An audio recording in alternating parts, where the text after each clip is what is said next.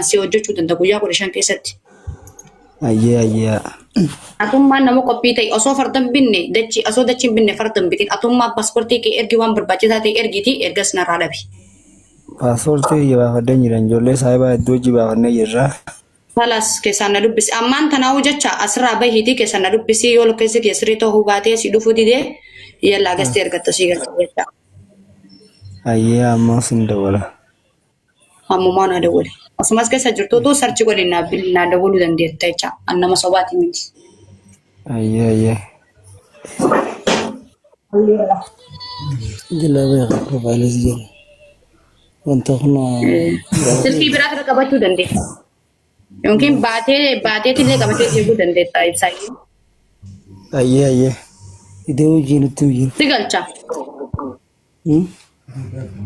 Na galcha. Rakkoon qabu qabattee. Qabadduuti deemiitii gabbuutii waasaappiin haa jedhiitii yoo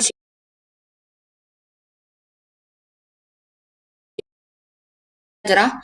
Keessaan na dubbisi lakkoofsa kee baay'ee lafa fudhadhu kootiitti galchi yoo si dhufuu didee si galcha.